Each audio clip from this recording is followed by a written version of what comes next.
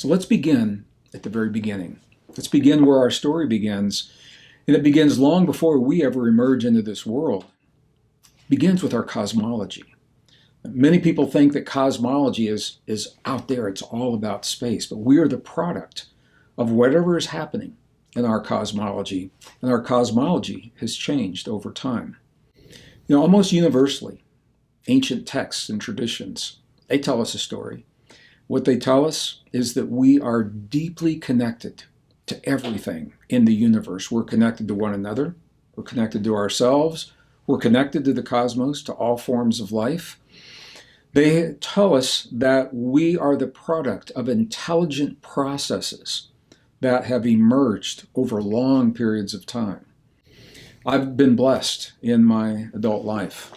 For almost 40 years of my adult life, I've had the opportunity to travel and to explore some of the most isolated, remote, beautiful, pristine, magnificent places remaining in the world today, from the monasteries and the nunneries and the high plateaus of central China and Tibet, across Nepal and India, through the Bedouin traditions of North Africa, all through the Andean traditions of South America, and the Yucatan with the shamans and the healers and the curanderos, and all through the American desert Southwest and the Aboriginals in Australia and other places. And I say this because as different as those traditions are from one another, they all share a very similar story. And that story is that we are the product of a living essence, an intelligent essence, that we are deeply connected, not only with ourselves, but with one another and with the earth around us and beyond the earth into the cosmos. For most of human history, that has been our story. But with the birth of modern science, all that changed. So we say that science began about 300 years ago, during the time of Isaac Newton, when he formalized the laws of physics. And it was with the birth of science that the term that you've all heard, where we throw the baby out with the bathwater. What that means is that when one part of an idea no longer works, you throw the whole idea out, even though parts of the idea may still be valid. Well, science did that when it comes to our story, when it comes to who we are in our relationship to the world. Science teaches us today, and you and I are the product, if you've been in a public school in the West in the last 150 years, if your children are in school today, unless they're very, very blessed to be in a very, very progressive system, where they are actually honoring the new discoveries. You and I have been taught the story that we're the product of a dead universe, that the universe is dead and inert, and the product of what is called lucky physics, where the conditions just happen to occur in just the right way at just the right time for the universe to form as it has formed. Now, there's a consequence to that thinking, because if you honestly believe, consciously and subconsciously in your mind and your heart, that the universe is just a product of lucky physics, if you believe that the universe is dead and everything is separate from everything else, that gives the powers that be the reason to think in terms of the earth being ours to exploit, to dominate, to harness the powers and the forces, because there's no reason to think otherwise. The universe is an accident. It's dead. It's separate. It's inert. That thinking is reflected throughout our culture and our society and our history. It's reflected as a lack of respect for the natural world, for example. I remember when I was growing up in the Midwest of the United States in the 1950s, 1960s, and the interstate highway system had just been built. They were building this after the Second World War, originally to transport military across our country, never thinking that civilians would take to the highways the way that we have, and an entire industry developed along those highways, including fast food.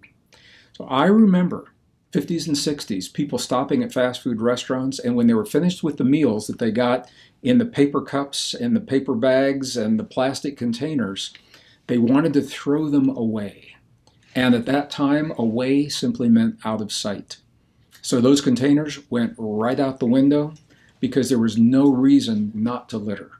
And the medians of the interstates in many cities were cluttered with paper and bags and wrappers and cups and straws for miles and miles and miles, until we developed an awareness that when you throw something away, away does not mean just out of sight.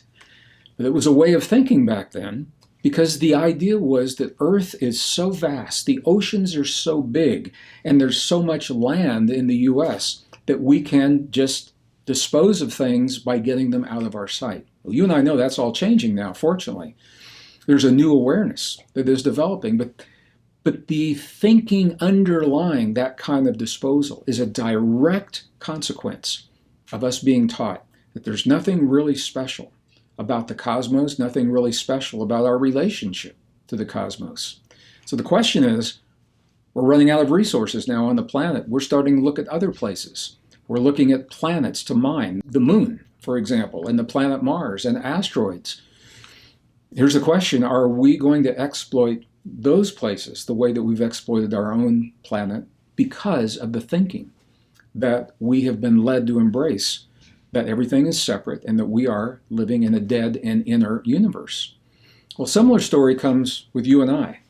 We're taught that human life is the product of random processes that just happen to occur, random mutations that just happened at the right time. Just the right atoms came together at just the right time to create just the right molecules, to create just the right proteins, to create just the right forms of energy and information for life to emerge on our planet.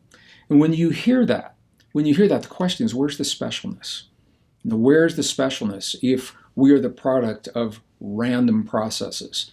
And the implication is very similar to what's happening on the Earth. Where is our respect for biology? Where's our respect for the specialness of human life? The thinking is that life and human life, it's ours to exploit. It's ours to dominate. It's ours to give, and it's ours to take. And that reflection we find up showing in many societies in ways that are certainly controversial, and they're dividing us today, but they're also leading us to new understandings. Perhaps it's best summed up through a woman that I have so much respect for, Rachel Carson, one of the early environmentalists and early authors. She wrote a book in the 1960s. It was called Silent Spring. She was actually a marine biologist. The book Silent Spring was about the role of pesticides in our environment and in our lives. And what Rachel Carson said was so powerful. I remember I read it as a child, and it has stayed with me my whole life. What she said is that we only destroy what we do not value, and we can only value what we know. We can only value what we know, and that's the value of embracing the new discoveries and the new science and bringing it forward in our lives and our world, because the new science is writing a new story. It's writing a new story about the cosmos. It's writing a new story about us. We today are destroying ourselves and our planet because there's nothing in our story that leads us to do otherwise. And that's the value of the modules in this course. And the new science that is happening behind the scenes and that's published in obscure journals, Sim and I want to bring this to you because this is your world and this is your life, and we're in this together. And this is the information that gives us the reason to write the new human story. One more piece I want to share with you about the old story that I think we all feel in our lives. The old story tells us that our success as a species is the result of competition, scarcity, struggle, violent competition. That we live in a world. I remember when I was a kid, I was taught that the fundamental rule of nature is competition, and that I live in what was called a dog-eat-dog world. And if I didn't go out there and do my very best to be better, to violently compete at any expense, to be better than everyone else, that the world would just roll over me as if I weren't there, as if I didn't exist. That was the thinking. Survival of the strongest, dog-eat-dog world. You know, the good news is that we now know that's no longer true. But you and I emerge from a world where that thinking has led to some of the greatest wars, the greatest suffering, the greatest loss of life in human history. You know, at the end of the last Great War, World War II, people sometimes forget 75 million humans lost their lives. And just to put that in perspective, at that time, 3% of the population of our planet was lost to war, based upon a belief and actions, survival of the strongest, thinking that the fundamental rule of nature is competition. Well, now I want to get to the really good news, because the new story is overturning those ideas that I've just shared with you. And that's a story that is worth exploring. It's a story that's worth you and I sharing this time together to give ourselves the reason to think differently about ourselves. The new story of the universe, this is so exciting. Scientists are actually saying, cosmologists, is the universe is not dead. It actually appears to be alive. The universe behaves as if it were alive and certainly connected, and it responds to stimuli. When something happens in one part of the solar system or one part of a galaxy, when an asteroid strikes a planet, or when there is a solar flare that is happening in a central sun in a solar system, that the rest of that system actually responds as if it were a living being. Now, I'm just going to share with you a direct quote from a brilliant physicist, Gregory Matloff.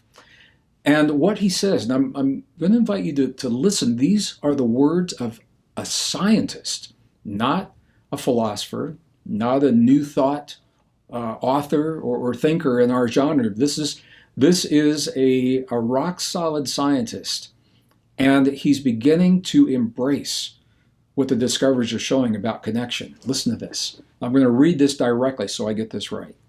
He says, a field of consciousness could extend through all of space. Stars may be thinking entities that deliberately control their paths. Or put more bluntly, he says, the entire cosmos may be self-aware. Wow, that is such a radical departure in thinking from the way we've been taught to think about our dead inner universe. But it doesn't stop there. That's the cosmology. Now the biology is telling us that the old story that we've been taught when it comes to us or where we come from, the story of evolution. Evolution is a fact. I'm a degreed geologist, and I've seen evolution in the fossil record, certainly, for plants, animals, insects. I'm going to talk about this more in a future module, but I want you to know right now, evolution is not your story, and it's not my story. Something happened 200,000 years ago that set us on a path where what are called anatomically modern humans, AMH, anatomically modern humans, emerged upon this planet 200,000 years ago. And we know this, we don't have to guess, we don't have to speculate, because the technology now has advanced so far, we can actually extract the DNA from the fossilized remains of ancient forms of life, including the forms of life we used to believe were our ancestors, that I was taught as a geology student were our ancestors. Neanderthal, Australopithecus, Lucy, if you followed the Leakeys in Africa and their explorations. All of those forms of life that we were taught we've descended from, now we know we did not. And we know that because when we extract their DNA and look at their genome, when we look at our genome, there's not enough overlap. We may be related long, long ago in terms of simple forms of life, but we did not descend from those forms of life. What we know is that what are called anatomically modern humans, we showed up on this planet about 200,000 years ago. The truth is we don't know where we came from. And the truth is that we haven't changed in terms of the genome. Our DNA today, our genome, looks just like the genome that's being extracted from those fossils. It's not Darwin's idea of evolution. Slow change, gradual change over long periods of time. This happened very, very quickly. So what we have to say as scientists is that we are the product of an ordered biology. These are not random mutations. And that there are mysterious genetic mutations, and again, I'll share more about this in later modules in this course.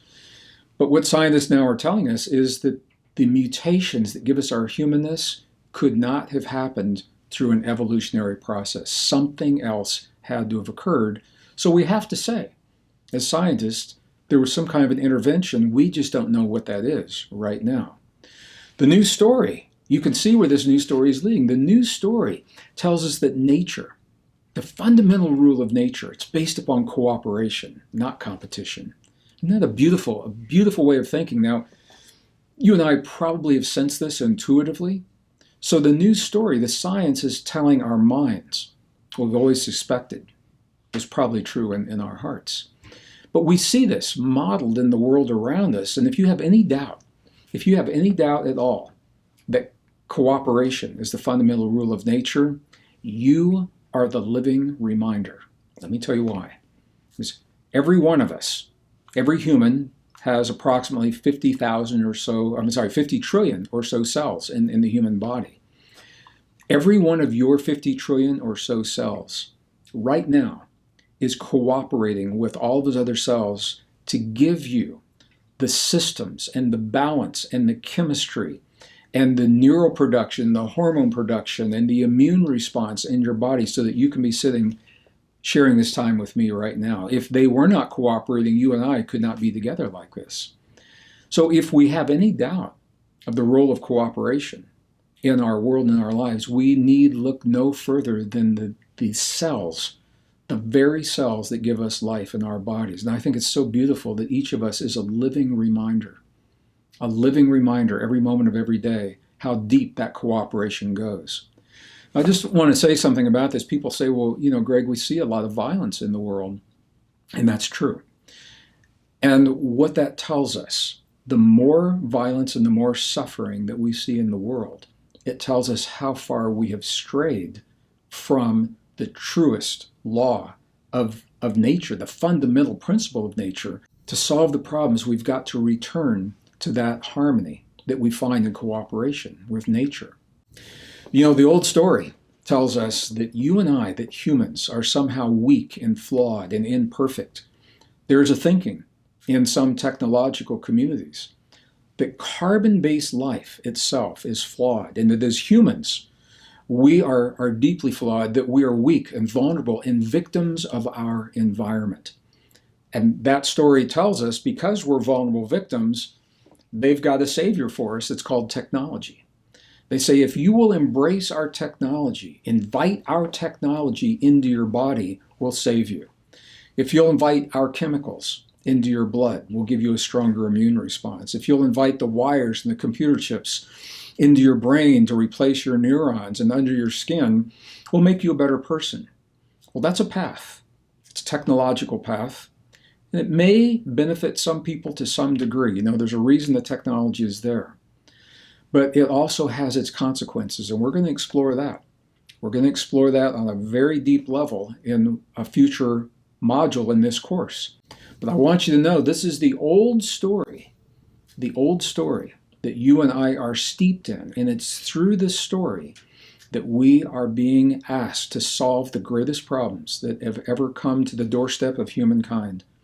We've never seen the convergence of 8 billion people crossing borders with different ideas, different religions, different cultures, different needs under an economy that is buckling and collapsing, with environmental issues that are influencing all of us, struggling to feed our global family, struggling to prevent the war that so many people feel is inevitable. I personally believe it is not. I believe that we are living in a time, and this is the kind of information that will make war obsolete in your lifetime and my lifetime, if we have the wisdom to embrace the story, or perhaps another way to say this, is if we love ourselves enough.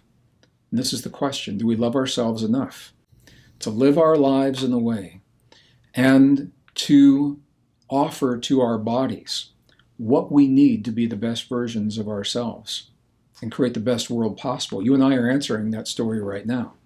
So I think you can see your story is the foundation of everything. Change your story, you know what's going to change. You're going to change your life. But look at this. If you change our story, we're going to change the world. The stakes have never been higher, and there's a battle for our story because it's so important. There's a battle for our thoughts playing out in mainstream. All mainstream news is fighting to teach us how to think about ourselves. There's a battle for our beliefs. Do you believe climate change is happening or it's not? Did humans cause it? Can humans stop it? There's a battle for our beliefs in terms of what we see in the sky, chemtrails. There's a battle for our beliefs in terms of 5G. Is it good? Is it bad? Is it healthy? Is it not healthy? Do we need it? That battle is about to become obsolete because 5G is about to become obsolete. But these are things that we ask ourselves to talk about. There's a battle for our beliefs in terms of what's flying in our skies and who's behind what's flying in our skies that are called unidentified aerial phenomena. And are they friendly or are they not? Have they been here for a long time or have they not? There's a battle for what we read, and there are books, entire classes of books that are actually being banned in the 21st century in Western libraries and universities. There are books that we are forbidden to read. There's a battle for our beliefs when it comes to who we are, where we came from, our origins.